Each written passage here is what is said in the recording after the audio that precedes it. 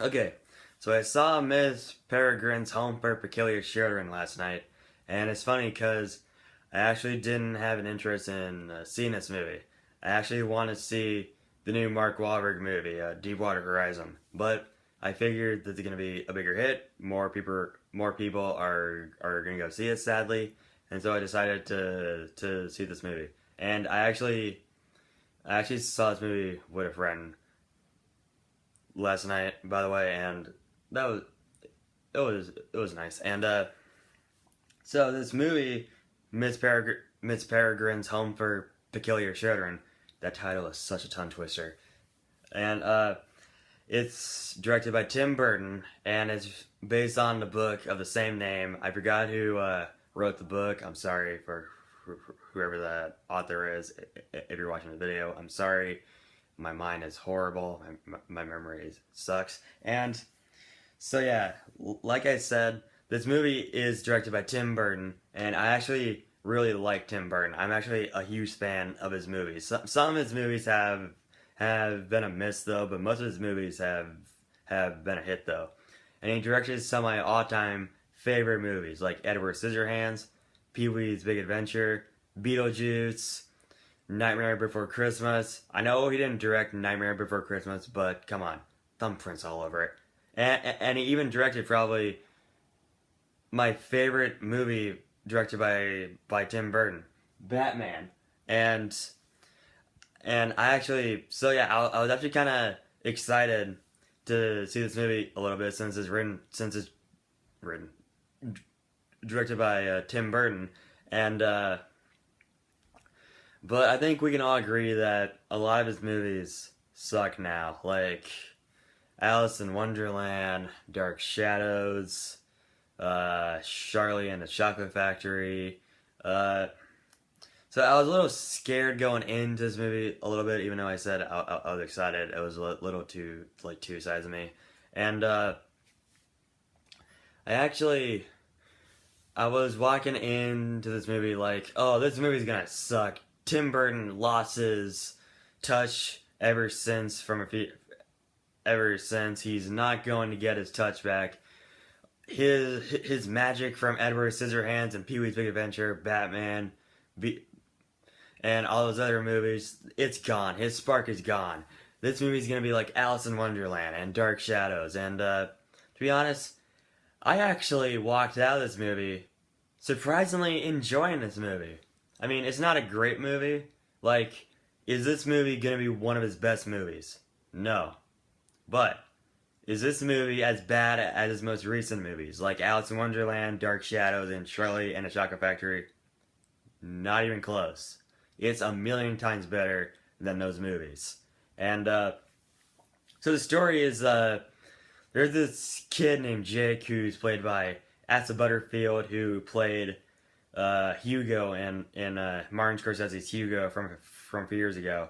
And I think Asa Butterfield is a really good actor, but the one thing that needs to work on is his reactions to things that are going on. Like when he sees something exciting, he needs to be like, "Whoa!" But instead, he's like, "Whoa," and it's kind of boring a little bit. I mean, he's a good actor, like he's a darn good actor, but the one problem that I had with it was that Jake, his character, was kind of boring a little bit.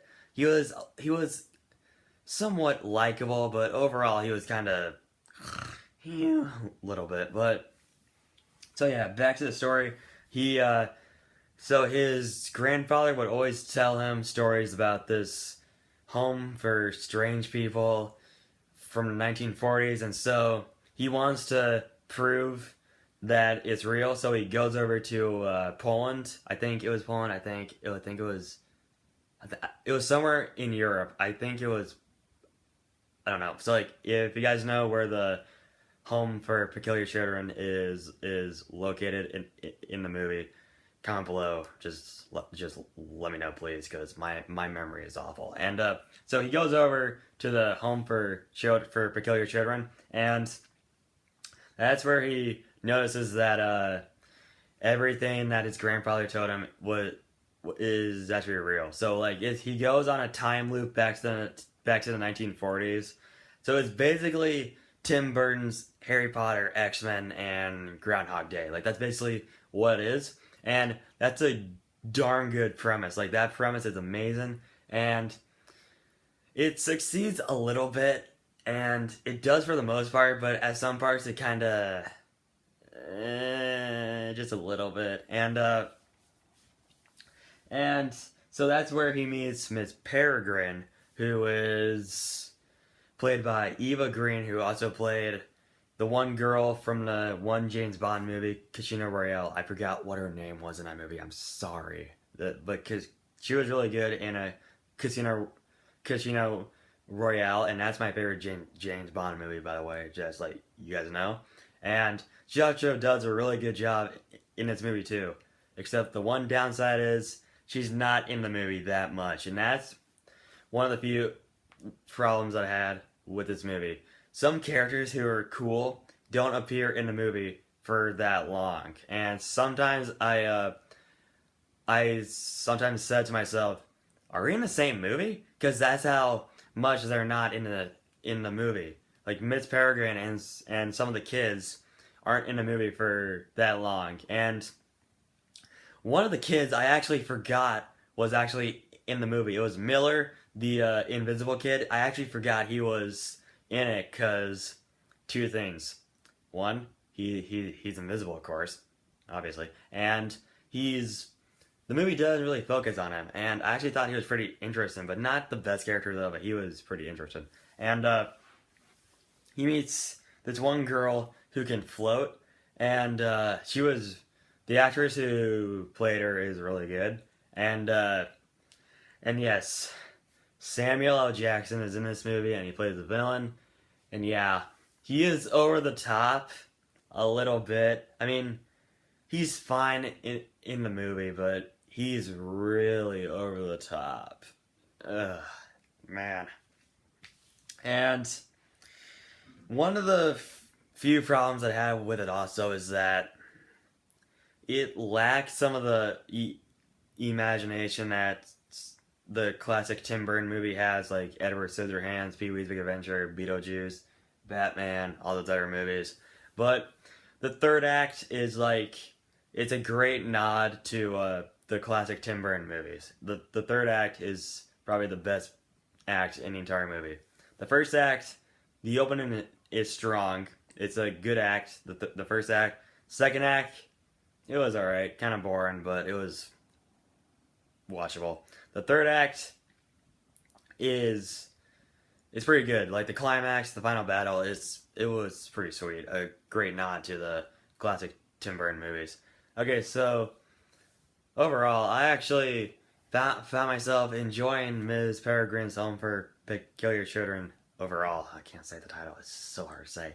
And although the story is a little predictable and some characters don't get enough screen time, and